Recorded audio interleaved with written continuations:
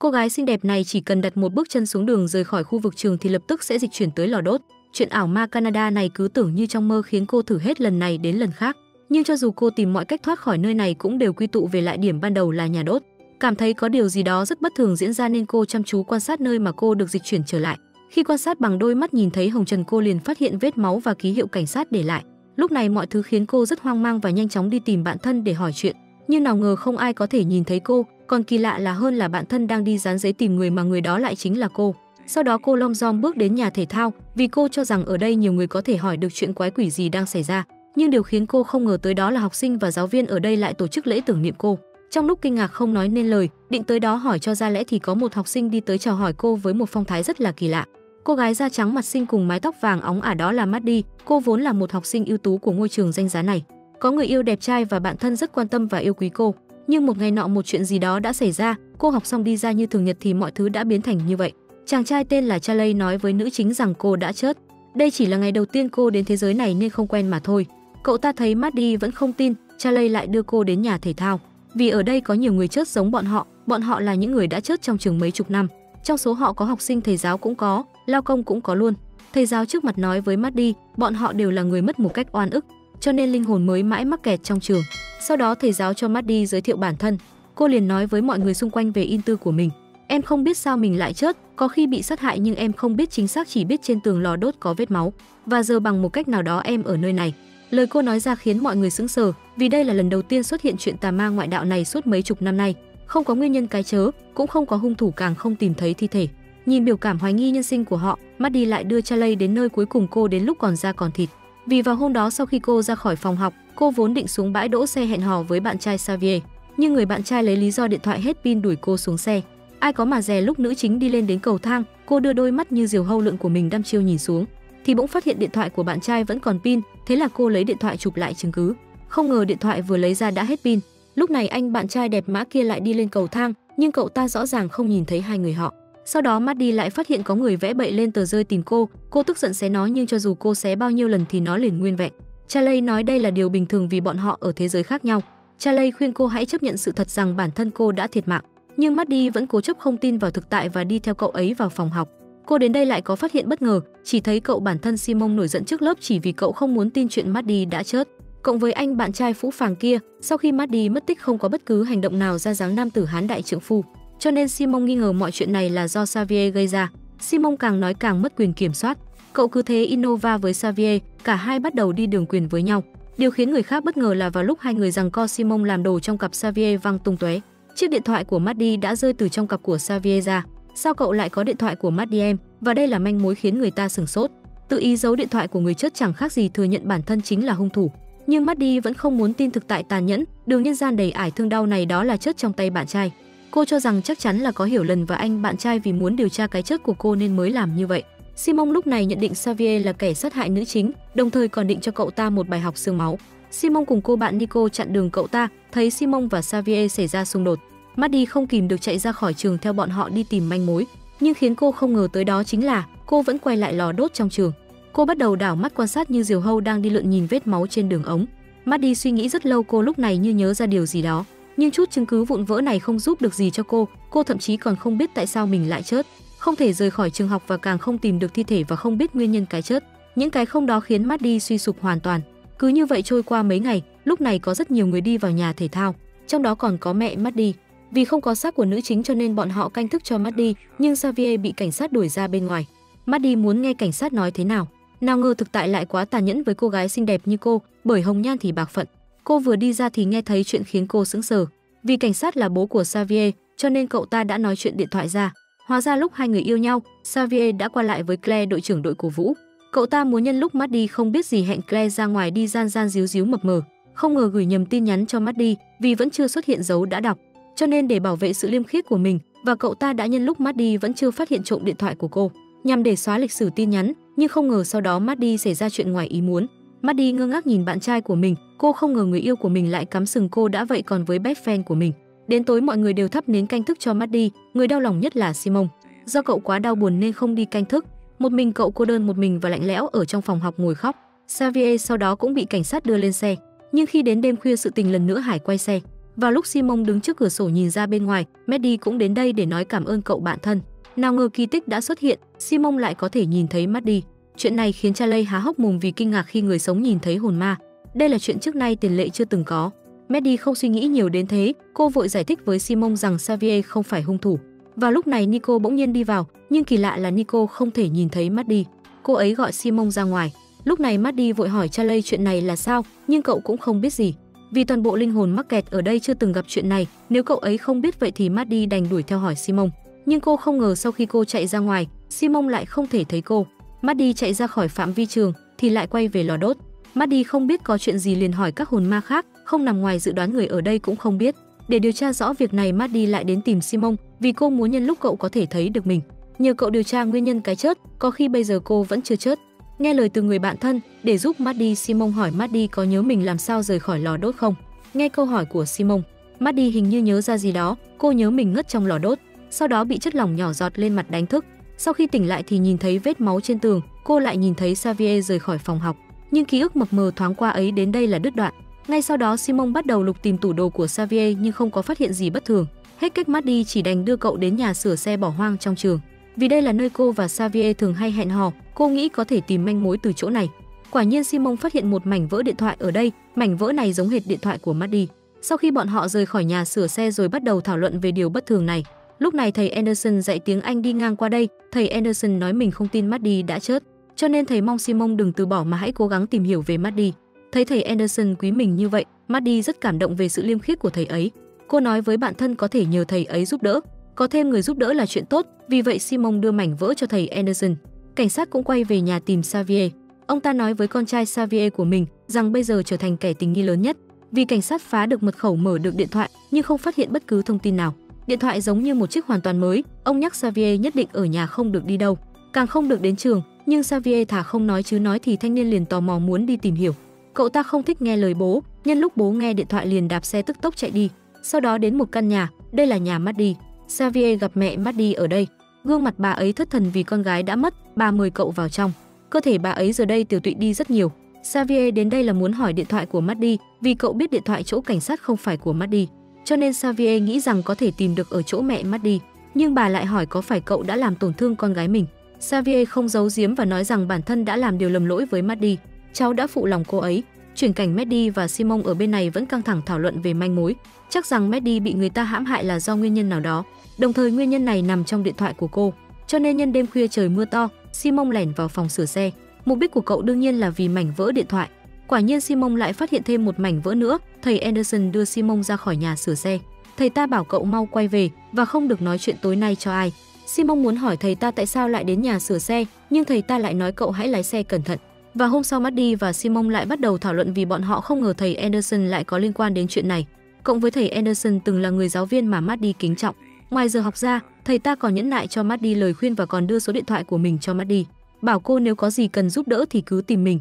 Nhưng bây giờ thầy ta không lý do gì mà lại xuất hiện ở nhà sửa xe, chứng tỏ thầy ta có liên quan đến chuyện này. Thế là hai bọn họ quyết định điều tra thầy Anderson. Đầu tiên Simon tìm Nico trợ giúp, Nico đánh lạc hướng thầy Anderson.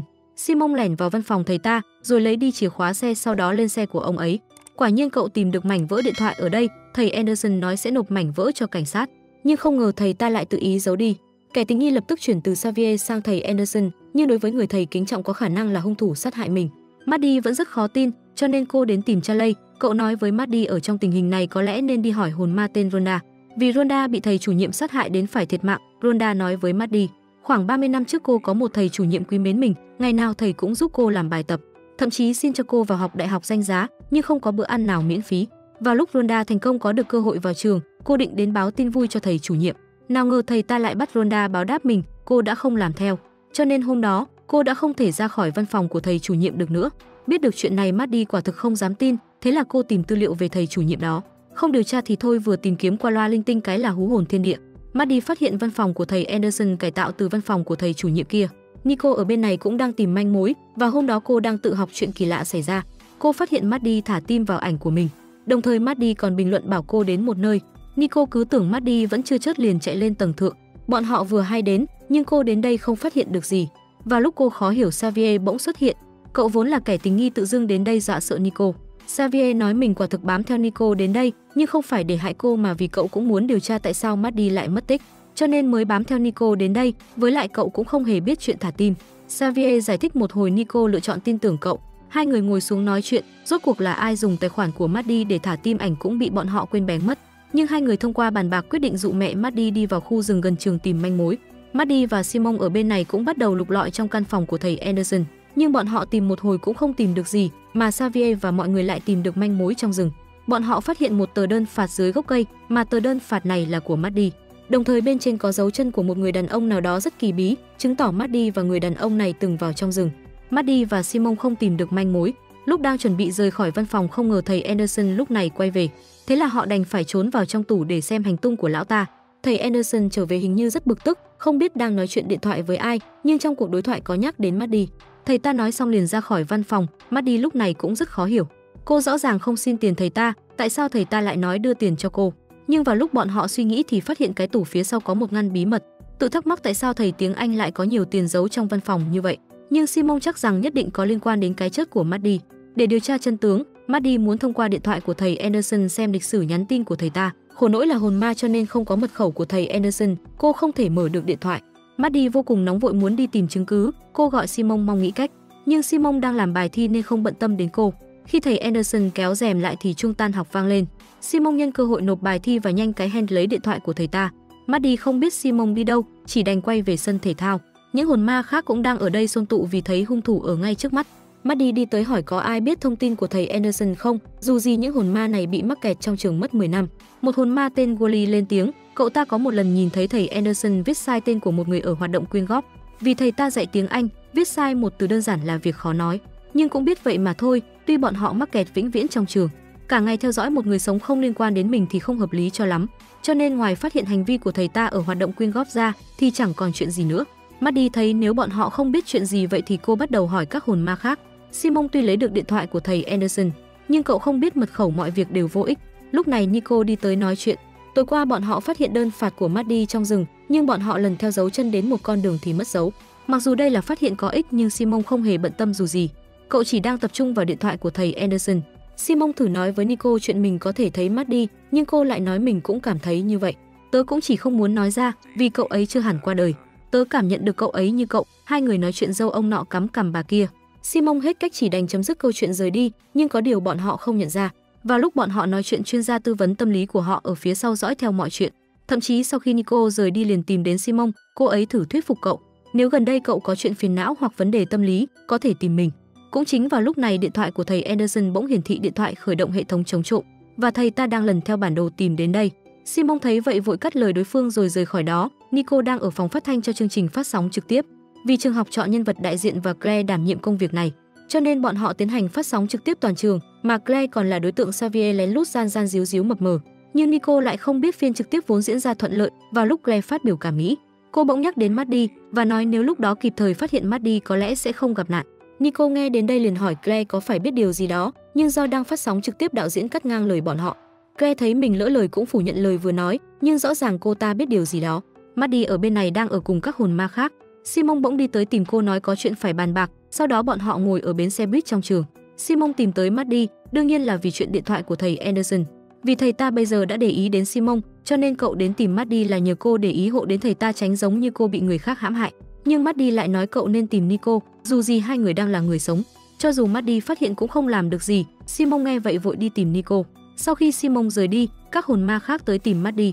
Bọn họ nói Maddie nên đến hội trường để tìm một hồn ma, vì cô ấy chỉ lảng vảng ở đó và có lẽ cô ấy biết gì đó. Sau khi biết chuyện này, Maddie lập tức chạy đến đó. Cô đến cũng phát hiện điều kỳ lạ rằng trên lầu hình như có người. Cô men theo tiếng động ra sau cánh gà nói lớn Mina, tớ là Maddie, cô gái mới đến. Hồn ma tên Mina không được thân thiện cho lắm. Cô nói mình luôn ở đây để phòng người khác gặp bất cẩn như mình. Nhưng cho dù cô có cố gắng thế nào cũng không ai cảm ơn cô, cho nên cô giận cá chém thớt, từ chối trả lời Maddie. Cô hết cách chỉ đành tự mình đi tìm. Cô cũng phát hiện một logo rơi dưới đất. Vào lúc cô khó hiểu cho này, hồn ma tên Don này là hồn ma bị mắc kẹt trong trường lâu nhất, nhưng do cô ấy không được bình thường nên không ai bận tâm đến cô ấy. Don biết Maddie đang đi tìm manh mối bằng lòng giúp cô, sau đó nói mình quen một đám hồn ma bị mắc kẹt trong trường do tai nạn. Một cây làm chẳng nên non, ba cây trụm lại thì nên hòn núi cao. Maddie có thể tìm họ giúp đỡ, nhưng sau khi Maddie tìm đến đám người đó, ban nhạc này không ai thèm để ý đến Maddie, chỉ vì cô không phải một người hiểu âm nhạc. Cho dù là vậy cô vẫn tìm được manh mối là chiếc logo kỳ lạ trên đồng phục của họ. Simon ở bên này đã gặp sự cố do bị mất điện thoại nên thầy Anderson báo cảnh sát. Cứ như vậy Simon là kẻ tình nghi đầu tiên bị bắt đi.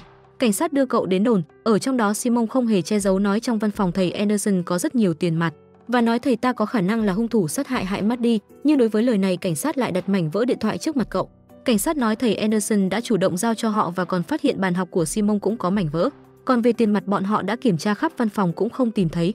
Vụ án của Maddie cứ thế mà không hề có bất cứ manh mối gì, cho nên cảnh sát suy đoán đây là vở kịch mà Maddie tự vẽ lên thôi. Cô ấy làm giả hiện trường tấn công, sau đó đánh tráo điện thoại thông đồng với bạn mình đổ tội cho thầy giáo. Cô ấy làm như vậy là để biến mất khỏi thành phố này. Simon không còn ở đây, Maddie cũng chỉ đành nhờ các hồn ma khác giúp đỡ. Bọn họ điều tra lịch sử nhà trường phát hiện logo mà Maddie tìm được là từ đồng phục đoàn nhạc trước kia của trường, cũng chính là của đoàn nhạc kia. Đối với việc này bọn họ vẫn nên đi hỏi Mina.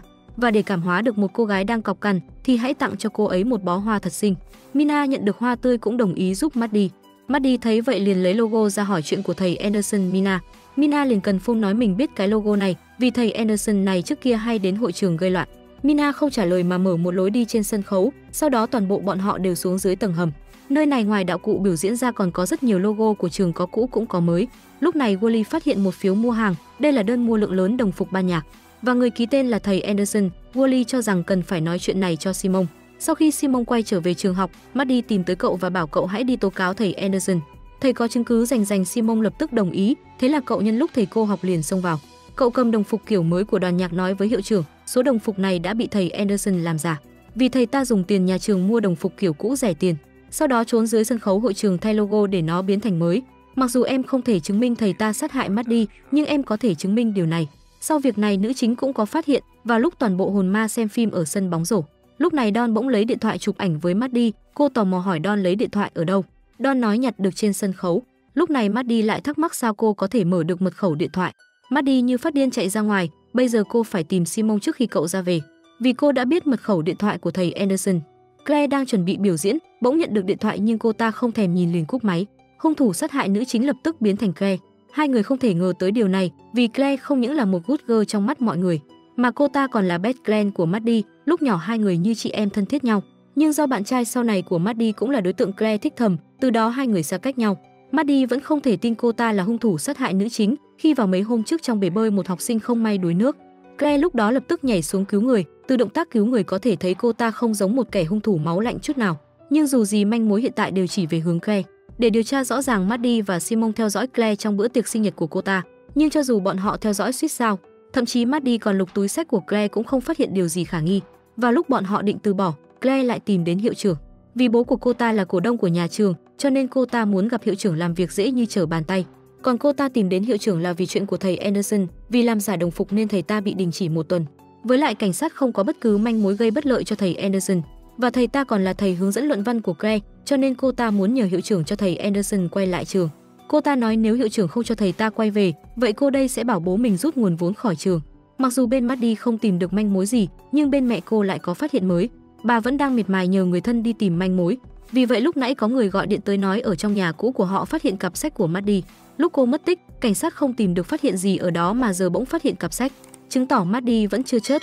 Cô có khả năng vì nguyên nhân nào đó mà trốn đi. Tin tức này đem tới hy vọng cho bà.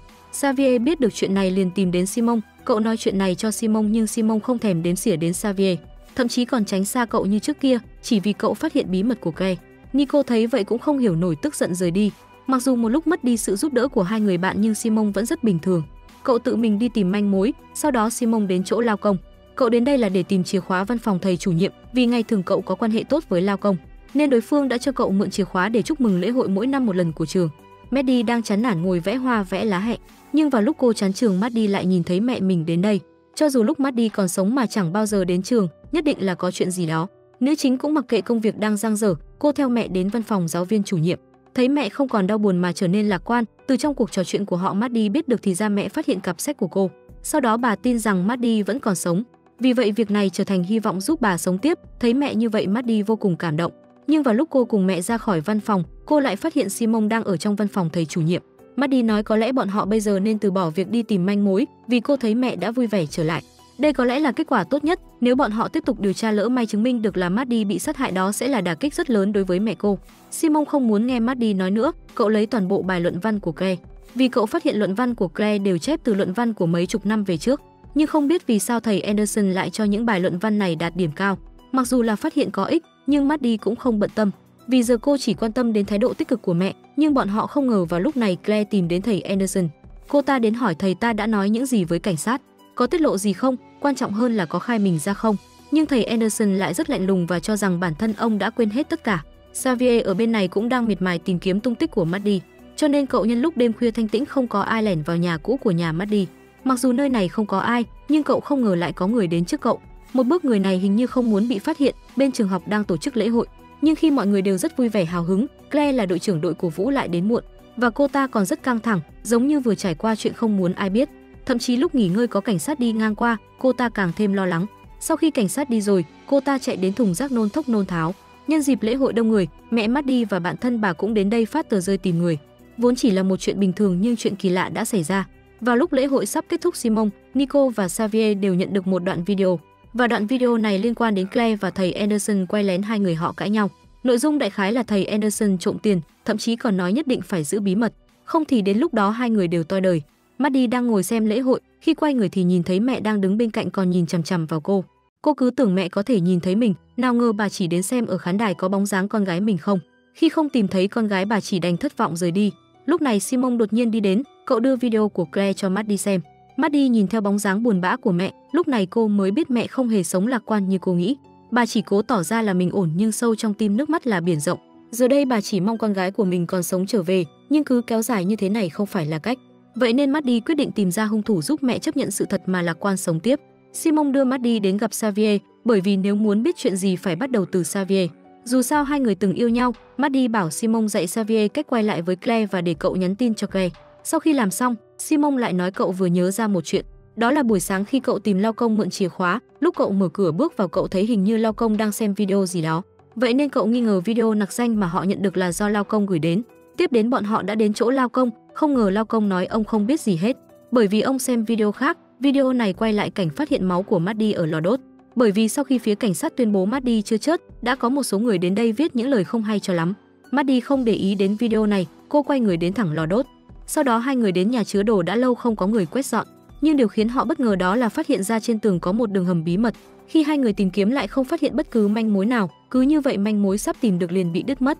Không còn cách nào khác, bọn họ chỉ có thể đặt hy vọng lên người Xavier, bởi vì trước đó Simon dạy Xavier làm sao có thể dụ dỗ Claire. Dù sao hai người cũng từng yêu nhau, quả nhiên do Claire vẫn còn yêu Xavier, vậy nên rất nhanh cô ta đã đồng ý quay lại với Xavier.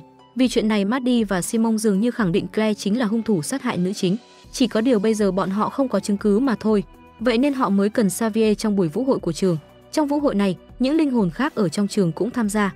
Mặc dù bọn họ ở hai thế giới khác nhau, nhưng dù sao thời gian dài đằng đẵng vì quá nhàm chán nên họ cần phải tự kiếm niềm vui cho mình. Ở một bên khác, Claire lại đột nhiên đến phòng tắm của trường tìm Xavier. Cô ta đến là vì muốn Xavier làm bạn nhảy của mình. Cứ như vậy, khi tất cả mọi người đều đang ôm tâm sự của riêng mình, thì buổi vũ hội của trường được diễn ra đúng như dự kiến.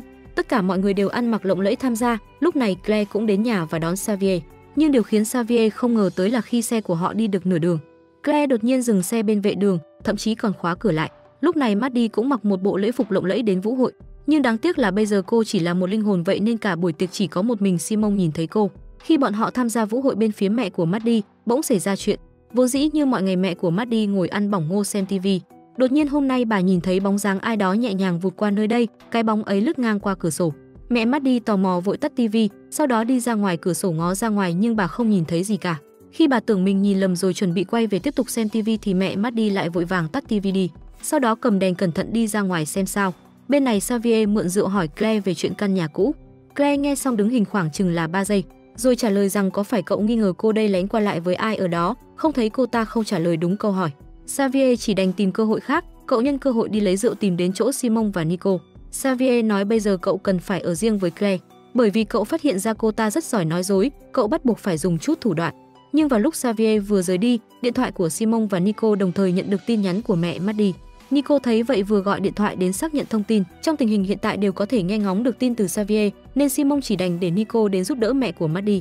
Bên này để lấy được tình báo của Claire, Xavier hy sinh chính bản thân mình đưa cô ta đến lò đốt. Nhưng cho dù bị phát hiện ra điện thoại, Xavier không hề hoảng loạn. Cậu lập tức làm chủ thế cục hỏi ngược lại Claire. Xavier nói cậu biết là cô đây đánh tráo điện thoại của Maddie. bởi vì cả trường chỉ có một mình cô ta mới có khả năng nhanh chóng kiếm được một chiếc điện thoại y chang.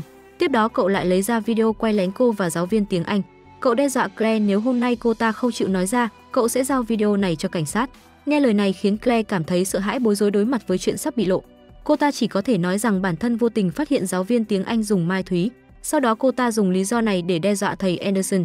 Trong luận văn của cô được A, mà tiền của thầy Anderson là do thầy bán mai thúy có được. Đối với chiếc điện thoại, Claire giải thích cụ thể rằng vì hôm đó cô ta với thầy tiếng Anh đang tranh luận thì bị Maddie vô tình nhìn thấy, vậy nên cô ta sợ Maddie quay video hoặc ghi âm lại, nên mới lén đánh tráo điện thoại của Maddie giao cho thầy tiếng Anh tiêu hủy rồi. Và để chắc kèo không có chuyện ngoài ý muốn xảy ra bất thình lình, cô ta lại bảo thầy tiếng Anh cho Maddie tiền. Nhằm bịt miệng cô ấy, Claire nói cô ta chỉ làm nhiêu đó thôi và đều là tin chuẩn. Còn về cái chết của Maddie, cô thực sự không biết gì hết, mà cô ta làm những chuyện này chỉ vì để duy trì hình tượng nữ sinh cao quý của mình ở trong trường. Em không làm tổn thương Maddie, em không biết ai đã làm hại cô ấy. Sau đó Xavier đến nói cho Simon biết những gì Claire đã nói với mình. Cậu còn nói bây giờ cậu rất tin tưởng Claire bởi vì sự chân thành lúc cô ta nói chuyện cậu ta đã nhìn thấy, và bọn họ không thể mở khóa điện thoại của Maddie. Cứ như vậy đến manh mối phía Xavier cũng bị đứt đoạn, nhưng may mắn là bên phía mẹ của Maddie có tin tốt. Vào lúc Nico đến giúp mẹ của Maddie, đột nhiên ngoài cửa có tiếng gõ cửa. Bọn họ mở cửa ra phát hiện đó là cảnh sát trưởng. Vì không có việc chắc chắn cảnh sát sẽ không đến nhà, cảnh sát trưởng nói bọn họ có phát hiện mới. Vừa lúc nãy phía cảnh sát điều tra ra vài manh mối mới. Tôi đến ở căn nhà cũ phát hiện ra túi xách của Maddie, cảnh sát bất ngờ phát hiện một cây xà beng dính máu ở trong bãi cỏ. Tiếp đến họ căn cứ thêm manh mối mới tìm được, đến nhà của một kẻ tình nghi, ông ta chính là nhân viên vệ sinh của trường. Nghe thấy những điều này mẹ Maddie đau đớn tuyệt vọng, bởi vì vừa lúc nãy bà còn tin chắc rằng Maddie còn sống. Tin này đối với bà không khác nào sét đánh giữa trời quang tăm tối mù mịt như cuộc đời bà. Vào lúc Maddie và Simon bàn bạc bước tiếp theo phải làm gì, họ bỗng nhiên nghe thấy phía dưới lầu có ai đó đang thảo luận gì đó. Bọn họ đến gần nghe, hóa ra là hiệu trưởng và một người nữa thảo luận về chuyện cảnh sát phát hiện ra xà beng. Nhưng điều khiến mọi người không ai ngờ tới, trong màn đêm tĩnh lặng, cô bạn thân Nico đến lễ phục còn chưa kịp cởi đã dầm mưa vào rừng đào cái gì đó. Cứ như vậy mọi chuyện lắng xuống rồi một tuần trôi qua. Anh bạn thân Simon hoàn toàn không biết gì cả, đột nhiên đến tìm Nico. Bởi vì sau đêm vũ hội suốt một tuần Nico không đến trường. Simon đến tìm cô đương nhiên là vì chuyện của Maddie, bởi vì bọn họ sắp tốt nghiệp. Nhưng đến bây giờ vẫn chưa tìm được bất kỳ manh mối nào, mà nhân viên vệ sinh chỉ là một kẻ tình nghi mà thôi. Nếu như họ không tìm được hung thủ trước khi tốt nghiệp, có lẽ linh hồn của Maddie sẽ bị mắc kẹt trong trường mãi mãi. Cũng vào lúc hai người đang nói chuyện với nhau, Simon bỗng phát hiện ra tác phẩm tốt nghiệp của Nico. Trên đó có một lượng lớn hình của Maddie. Simon thấy vậy chỉ đành đặt những tấm hình xuống đến bên an ủi Nico. Dù sao bọn họ đã điều tra lâu như vậy, kẻ tình nghi đổi từ người này đến người khác, nhưng mãi vẫn không tìm được hung thủ. Điều khiến Simon không ngờ đến rằng sau khi cậu rời đi, Nico bỏ hết những tấm hình của Maddie vào lò đốt. Bên phía những linh hồn oan vất vưởng ở trường, bọn họ vì muốn giúp Maddie nhớ lại ký ức hồi còn sống đã nghĩ ra đủ mọi cách. Nhưng bọn họ bị mắc kẹt trong trường mấy chục năm, sống hơn 70 tuổi rồi mà chưa gặp trường hợp nào như trường hợp này. Vậy nên các linh hồn cũng không biết phải làm sao với trường hợp độc lạ Bình Dương này. Đúng vào lúc này, Wally bỗng nói cậu từng đọc trong một cuốn sách cổ nói rằng con người sau khi mất trí nhớ có thể dựa vào thế giới bên ngoài kích thích để nhớ lại. Vậy nên dưới sự cố gắng của mọi người, bọn họ vừa cho Maddie ngửi những mùi khó chịu, vừa ăn những món ăn có khẩu vị nặng, thậm chí hát những bài của fandom mông phát sáng nghe muốn nổ não, cũng được đem ra để dằm trong đầu Maddie, nhưng kết quả vẫn không có tác dụng. Vào lúc bọn họ chuẩn bị bỏ cuộc, một hồn ma tên là Don bỗng nhiên lên tiếng nói, hồi còn sống cô từng học về tâm lý học. Theo như tâm lý học, khi con người bị thôi miên trên đầu óc sẽ cảm thấy trống rỗng, cơ thể sẽ biến thành một cái vỏ không. Như vậy là bị thôi miên cho dù cơ thể bị một linh hồn khác chiếm hữu. Don tiếp tục nói, tôi vô cùng khuyến khích sử dụng chiêu này, cứ giống như hồn ma chỉ cần triệu hồi về là được mà. Bên này Simon và Xavier bắt đầu bàn bạc với phương án mới, bởi vì bây giờ cảnh sát đang giam giữ nhân viên vệ sinh. Một khoảng thời gian, bọn họ không có chứng cứ xác thực nào chứng minh ông ta là hung thủ. Vậy nên không còn cách nào khác, cảnh sát chỉ đành trả tự do cho ông ấy. Xavier cũng nói cậu không tin bác Lao Công là hung thủ, bởi vì khi ở trong trường, bác đến một con bọ ngựa cũng không dám đạp lên nó. Cộng thêm lúc đó Maddie mất tích vào tiết 8, khi ấy ông ở trong nhà vệ sinh nam để sửa cửa sổ. Điều này Xavier có thể làm chứng cho ông, vì khi đó cậu muốn mở khóa điện thoại của Maddie nên trốn trong nhà vệ sinh nam. Lúc này Claire cũng tò mò rốt cuộc là ai đã quay lại video câu nói chuyện với thầy dạy tiếng Anh. Tất cả những dữ kiện trước mắt họ ngày càng trở nên mơ hồ. Lúc này Nico đột nhiên lên tiếng hỏi, tại sao Claire trước kia kiêu ngạo xa cách với mọi người, bây giờ lại tốt bụng đến giúp đỡ, lẽ nào là do chột dạ muốn đến để đánh lừa người khác? Câu nói này cũng khiến hai người Xavier cảm thấy khó chịu. Simon thấy vậy vội vàng đến an ủi Nico, dù sao từ khi Maddie xảy ra chuyện, cô chưa bao giờ bị mất kiểm soát như thế, nhưng Nico không nghe những lời an ủi của Simon, thậm chí còn tức giận bỏ đi. Tất cả những chuyện này dường như cũng khiến Simon nảy sinh chút nghi ngờ, nhưng dù sao thì họ cũng là bạn thân nên cậu cũng không suy nghĩ nhiều. Claire nói bọn họ muốn dùng cách này để báo cảnh sát, nói có người đập xe của cô, và người này rất có thể là người đã làm hại Maddie. Sau đó cô sẽ phụ trách thu hút sự chú ý của cảnh sát. Hai người còn lại sẽ lẻn vào trong xem manh mối cảnh sát thu thập được như thế nào. Quả nhiên tất cả mọi chuyện diễn ra vô cùng thuận lợi, hai vị cảnh sát được phái đến trường điều tra tình hình. Claire ở đằng trước thu hút sự chú ý của cảnh sát trưởng. Do cảnh sát trưởng là bố của Xavier, cậu lại thường xuyên đến đồn cảnh sát tìm bố, nên cậu rất am hiểu tình hình bên trong đồn cảnh sát. Rất nhanh họ đã lẻn vào trong phòng để chứng cứ và lập tức tìm được vật chứng của vụ án Maddie, nhưng Simon bỗng phát hiện ra chứng cứ bị làm pha ke. Vậy nên cậu vội vàng hỏi Xavier là lúc bọn họ phát hiện dấu chân của Maddie ở trong rừng là họ cùng nhau phát hiện, hay chỉ có một mình Nico phát hiện ra. Bên này Nico với trạng thái hoảng loạn đến phòng máy tính trong trường. Vừa đến cô đã đe dọa cậu bé đang ngồi đó và chiếm lấy chiếc máy tính ấy. Sau đó khi giáo viên đi đến, cô hỏi nếu như thư mục trong máy tính bị xóa mất có phải không còn bản sao lưu nào nữa không? Nào ngờ giáo viên tin học nói với cô rằng cô có xóa kiểu gì cũng không hết, bởi vì cứ cách 3 phút máy tính sẽ tự động lưu dữ liệu. Một lần bên này Simon về trường lại đến tìm Maddie. Cậu đem chuyện Nico nói dối, chuyện tìm thấy dấu chân nói cho Maddie biết. Nhưng Maddie không chịu tin Nico chính là hung thủ, bởi vì từ khi họ quen biết nhau đến nay chỉ có duy nhất một lần cãi nhau. Đó là lúc họ ở nhà ăn, họ không thống nhất được món ăn khiến Nico tức giận bỏ đi ăn một mình. Nhưng đây chỉ là chuyện nhỏ, hơn nữa lúc đó Maddie đã xin lỗi rồi. Vậy nên cô cho rằng Nico không thể nào là hung thủ. Nhưng bây giờ hung thủ đổi liên tục. Simon cho rằng bọn họ vẫn nên đề phòng. Sau khi Simon đi, Maddie liền đến chỗ Don. Bây giờ cô muốn Don dùng thuật thôi miên khiến mình khôi phục trí nhớ. Sau một hồi rất chi là mất thời gian, Maddie không những không khôi phục trí nhớ, ngược lại Don nhớ lại những ký ức đau khổ. Không còn cách nào khác, họ chỉ đành bỏ cuộc. Nhưng có điều họ không biết rằng lần thôi miên này vẫn có chút ảnh hưởng đến Maddie. Lúc này hai người Claire, sau một hồi tìm kiếm trong phòng của bác lao công, họ cũng tìm được chút manh mối. Ngoài ra hôm đó khi Claire gặp giáo viên âm nhạc, bác lao công vô tình đi ngang qua và đem mọi chuyện viết vào thời khóa biểu của trường. Và hôm đó đúng là ngày đội cổ vũ tập luyện. Khi lớp Simon thi xong, Maddie như thường lệ đến tìm cậu.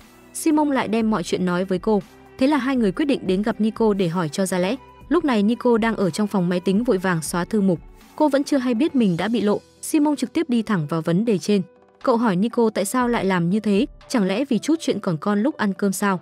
Nico nghe thấy vậy vẫn muốn giấu Simon, không còn cách nào khác chỉ đành tiếp tục hỏi. Còn đe dọa sẽ đưa cô đến đồn cảnh sát. Sau một hồi dụ dỗ đe dọa răn đe thì cuối cùng Nico không chịu nổi nữa đành nói ra sự thật. Hóa ra chính là cô quay video thầy tiếng Anh và Claire lại và gửi video đó cho thầy tiếng Anh để tống tiền thầy. Nhưng cô thực sự không phải hung thủ sát hại Maddie. Cô chỉ cần số tiền đó mà thôi, bởi vì ba người từng hứa với nhau sẽ cùng nhau thi vào một trường đại học danh tiếng. Nhưng do năng lực của Nico có giới thiệu, cô đã được giáo viên thông báo rằng cô không thể nào đậu vào trường đại học mà ba người hẹn nhau trước đó.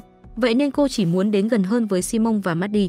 Do nhà cô không có nhiều tiền để cho cô có cuộc sống mà cô mong muốn, mà hôm đó cô tình cờ bắt gặp Claire đang nói chuyện với thầy tiếng Anh. Vậy nên cô mới quay video lại để tống tiền thầy. Nico nói cô chỉ làm có nhiêu đó thôi.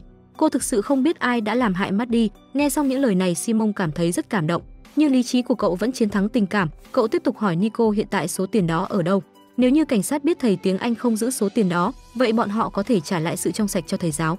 Chuyện đã đến nước này, Nico chỉ đành đưa bọn họ đến nơi cô chôn tiền. Nhưng khi cả nhóm đi ngang qua hành lang, Don bỗng gọi Maddie lại. Cô xin lỗi Maddie vì mình không giúp được gì cho cô. Maddie chỉ nhẹ nhàng an ủi Don vài câu sau đó rời đi. Nhưng sau khi Maddie rời đi, hình như linh hồn vất vưởng của Don đã được siêu thoát. Nico đưa Simon đến khu rừng cô chôn tiền rồi bắt đầu đào đất. Nhưng không hiểu sao bọn họ đào mãi vẫn không thấy tiền đâu. Số tiền đó giống như mọc cánh bay mất vậy. Chuyển cảnh bên này, mẹ của Maddie ở trong phòng. Bà cầm một bì thư giống như bên trong đó có rất nhiều tiền. Sau khi mở ra xem, bà lại hoảng hốt bỏ tiền vào trong ngăn kéo. Lúc này Maddie chạy đến nhìn thấy hai bạn đang đào đất, dường như cô nhớ đã khóc rất nhiều và cãi nhau với mẹ của mình về chuyện gì đó. Nhưng lúc này Maddie đột nhiên nhìn thấy một bóng đen trong rừng. Vì cô là một linh hồn nên có gào thét cỡ nào Simon cũng không nghe thấy, nhưng may mà Nico cũng nhận ra điều này. Lúc này ký ức lại quay về với Maddie, sau đó nước mắt cô rơi rồi cho rằng mẹ mình chính là hung thủ. Để điều tra cho rõ rốt cuộc mẹ có phải hung thủ không, cô để anh bạn thân Simon lẻn vào nhà xem có tìm được số tiền hãm hại thầy tiếng Anh không. Quả nhiên sau một hồi cố gắng của Simon, cậu tìm được bì thư mà mẹ Maddie đem giấu đi. Sau khi tìm được thứ mà mình muốn, cậu lập tức rời khỏi đó. Simon cầm bì thư và món đồ bên trong đưa đến cho Maddie. Trong đó là sợi dây chuyền Maddie đeo khi còn sống. Nhìn thấy sợi dây chuyền này, Maddie càng chắc chắn mẹ chính là hung thủ. Bởi vì trước khi gặp nạn cô đã đeo sợi dây chuyền này, nhưng sau khi cô gặp nạn sợi dây chuyền đã biến mất. Vậy nên trước mắt điều quan trọng nhất là phải nghĩ cách đưa mẹ Maddie đi đến trường để điều tra. Nhưng làm sao để mẹ đến trường, chuyện này cô giáo chủ nhiệm đã giúp họ. Bởi vì trước khi mất, Reddy có viết một bài luận văn. Trùng hợp là bài luận văn này đã giành được giải nhất trong cuộc thi tuyển chọn luận văn vào mùa thu. Chuyện này đã giúp Simon có cớ gọi mẹ Maddie đến trường. Quả nhiên khi bị Simon gài bẫy, mẹ Maddie thuận lợi đến trường, nhưng dù sao Maddie cũng là bậc con cháu. Cho dù có Maddie giúp đỡ, cậu vẫn không hỏi được điều gì. Và dường như mẹ Maddie cũng nhận ra điều khác thường. Khi bà chuẩn bị rời đi, nhìn thấy cơ hội sắp mất, Simon lập tức lấy sợi dây chuyền ra. Nhìn thấy sợi dây chuyền mẹ Maddie ngừng bước, bà không hề tức giận, ngược lại còn tỏ vẻ đau buồn. Simon đặt sợi dây chuyền lên bàn và hỏi có phải bà là hung thủ sát hại Maddie không? Nhưng lúc này mẹ đã đau lòng đến mức không nói lên lời. Maddie ở bên cạnh thấy mẹ đau đớn. Cô chuẩn bị xem sợi dây chuyền, không ngờ rằng vừa chạm vào sợi dây chuyền cô bỗng nhớ ra tất cả mọi chuyện. Hóa ra vào ngày xảy ra chuyện mẹ đã một mình đến trường tìm Maddie. Vì hiện tại mẹ đang bị nghiện ma túy nên cô không muốn bạn bè nhìn thấy mẹ. Vậy nên cô đưa mẹ đến chân cầu thang nói chuyện. Mẹ nói với cô bọn họ chuẩn bị chuyển sang nhà mới. Vì mẹ Maddie dùng số tiền học đại học của Maddie để mua một căn nhà bên bờ biển. Vừa nghe thấy tiền học đại học của mình đã tiêu hết, Maddie có chút tức giận. Cô đang định chất vấn mẹ thì lúc này tiếng chuông tan học vang lên. Vốn dĩ không muốn để bạn bè nhìn thấy mẹ nên cô đưa mẹ đến lò đốt ở trường. Ở đây Maddie muốn mẹ trả lại nhà lấy tiền về, nhưng do mẹ không còn minh mẫn nên không đồng ý. Vì vậy hai người cãi nhau một trận nảy lửa. Nhìn thấy mẹ như vậy, Maddie buồn bã đau đớn. Cô không năn nỉ mẹ được nên dứt khoát trả lại mẹ sợi dây chuyền mẹ đã tặng. Cô còn nói những lời cay đắng muốn đoạn tuyệt quan hệ mẹ con với bà. Mẹ cứ thế cầm sợi dây chuyền rời đi. Mất đi số tiền tiết kiệm mà khó khăn mới kiếm được, Maddie ngồi buồn bã khóc suy sụp cạnh lò đốt. Bởi vì lúc này cô biết mình không còn hy vọng lên đại học nữa. Điều này cũng chứng minh được rằng mẹ không phải hung thủ. Mặc dù bọn họ cùng nhau đến lò đốt, nhưng sau đó mẹ đã rời đi trước. Manh mối đến đây lại bị đứt đoạn, không ai biết được hung thủ rốt cuộc là ai. Một bên khác, Xavier để giải oan giúp bác lao công. Cậu đến đồn cảnh sát tìm bố mình là cảnh sát trưởng. Xavier muốn nói vào hôm Maddie xảy ra chuyện, bác lao công cùng cậu ở trong nhà vệ sinh nam. Nhưng do vụ án này bị kéo dài quá lâu, cảnh sát trưởng muốn cho mọi người một câu trả lời, nên ông không nghe lời của con trai. Thấy bố mình không nói lý lẽ, Xavier không còn cách nào khác, thế là trước lúc giờ đi lén chụp lại địa chỉ được ghi trên sổ của cảnh sát. Tiếp đó cậu đến gặp Nico, Claire. Xavier cho rằng có lẽ phía cảnh sát đã điều tra ra địa chỉ đó và có một vài manh mối mới. Vậy nên ba người quyết định đến đó xem sao. Cứ như vậy ba người nhân lúc đêm khuya thanh vắng đến địa chỉ được ghi trên cuốn sổ. Thấy căn nhà u ám, Nico định gọi điện thoại cho Simon bảo cậu đến giúp đỡ. Nhưng đáng tiếc lúc này Simon đang tham gia lễ trao giải luận văn của Maddie, không thể nghe điện thoại. Không còn cách nào khác, ba người chỉ đành tiếp tục hành động để không bị người khác phát hiện và để lại dấu vết. Bọn họ quyết định để Claire ở trên xe canh chừng. Xavier và Nico sẽ vào trong nhà xem tình hình. Sau khi bọn họ kiểm tra từng căn phòng một, quả nhiên họ có phát hiện mới. Nico phát hiện ra chỗ này có dấu vết của con người. Hơn nữa người đó mới rời khỏi đây không lâu. Điều này có thể chứng minh đây rất có thể là nơi ở của hung thủ. Nhưng đúng vào lúc này, Claire đang ở ngoài canh chừng bỗng phát hiện một người mặc đồ đen, và người này cũng đang lẻn vào trong nhà. Sợ Xavier gặp nạn, cô vội vàng chạy vào bên trong. Nico có ai đó vào trong này, nhưng vào lúc hai người định rời đi, cửa nhà đột nhiên bị đóng lại. Bên này Xavier nghe thấy tiếng định chạy đến cứu cô bạn mập mờ với mình, nhưng cậu mới đi được vài bước đã va phải người mặc đồ đen. Cứ như vậy hung thủ hiên ngang lái xe của bọn họ rời đi. Xavier bị đâm trúng đang nằm bất tỉnh nhân sự, nhưng may mà Nico đã kịp dùng điện thoại quay lại toàn bộ quá trình. Nhưng khi cô xem lại video vừa quay được, cô không dám tin vào mắt mình vì có điều rất ảo ma Lazada diễn ra trong đó. Vì vậy cô vội vàng gửi video cho Simon nhờ cậu kiểm chứng. Bên này Simon nhận được tin nhắn vội đến gặp Maddie. Cậu không lập tức đưa video cho Maddie đi xem, ngược lại Maddie nói cô đã nghĩ thông rồi. Cô nói cho dù hung thủ là ai, cô cũng không nên thắc mắc làm liên lụy đến những người bạn đang còn sống. Vậy nên cô muốn nhóm Simon ngừng điều tra để mọi thứ trôi theo tự nhiên. Nghe xong những lời này, mặc dù Simon rất cảm động nhưng cậu vẫn đem video Nico gửi đến cho Maddie xem. Ai có mà dè khuôn mặt hung thủ mà Nico chụp được chính là Maddie. Simon không nghe Maddie giải thích nữa, cậu quyết định rời khỏi trường. Maddie muốn chạy đuổi theo cậu, nhưng dù sao cô cũng không thể ra khỏi trường. Nên khi cô ra khỏi khu vực trường sẽ lập tức quay về lò đốt, mà lúc cô quay lại lò đốt cô bỗng nghe thấy có người kêu cứu ở trong lò. Tiếng kêu cứu này cũng khiến Maddie nhớ lại ký ức quên lãng của mình. Lúc đó khi mẹ cô rời khỏi lò đốt để cô lại một mình, cô cũng nghe thấy có tiếng người kêu cứu từ trong lò đốt. Cô vốn định mở cửa ra xem sao, nhưng nào ngờ còn gì nữa đâu mà khóc với sầu. Lần này vẫn là tiếng kêu cứu như thế, Maddie vẫn như lần trước đi đến trước cánh cửa sắt. Cô không thể nào mở được cánh cửa, mà bên kia cánh cửa bị nhốt, trong đó là những hồn ma khác cùng với Wally. Thấy Maddie đến, bọn họ cũng nói ra một chuyện rất đáng sợ. Hóa ra lần trước linh hồn của Don vô tình được siêu thoát. Bọn họ nghi ngờ có lẽ thực sự có cách khiến những linh hồn rời khỏi trường. Vậy nên bọn họ bèn hỏi người ở đây lâu nhất là thầy Maen. Nhưng anh ta không những không trả lời câu hỏi của mọi người, thậm chí còn mắng mọi người đang suy nghĩ vớ vẩn. Nếu như Maen không chịu giúp đỡ vậy bọn họ chỉ đành tự điều tra. Quả nhiên không điều tra thì thôi, vừa điều tra bọn họ liền nhận được đáp án chấn động. Bọn họ phát hiện ra mấy chục năm qua, không những Maen nói dối về nguyên nhân cái chết của mình, thậm chí bọn họ điều tra rằng anh ta không hề chết oan, mà anh ta tự mình tạo ra tai nạn khiến bản thân mất mạng. Tất cả chuyện này là do trường học được xây trên phòng thí nghiệm hóa học bỏ hoang. Maen vô tình phát hiện anh ta có thể lợi dụng phòng thí nghiệm này để khống chế linh hồn của con người và nhốt những linh hồn trong khu vực trường học, mà anh ta quyết định tự kết liễu chính bản thân mình, cũng là vì muốn bản thân được sống lâu hơn. Có nghĩa là anh ta đang lợi dụng những hồn ma trong trường để làm thí nghiệm. Lúc trước Andy vô tình nhìn thấy thí nghiệm của anh ta phía sau cánh cửa nên mới bị sát hại.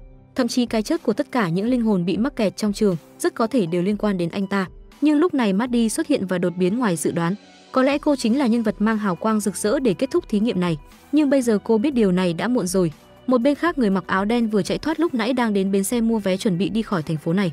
Mà lúc này cô ta đang mang một túi đầy tiền. Người bán vé hỏi cô tên là gì.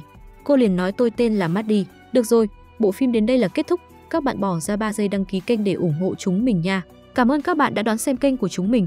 Hẹn gặp lại mọi người trong bộ phim tiếp theo. Tập hôm nay đến đây là hết mất rồi. Cảm ơn các bạn đã theo dõi. Còn giờ thì xin chào và hẹn gặp lại.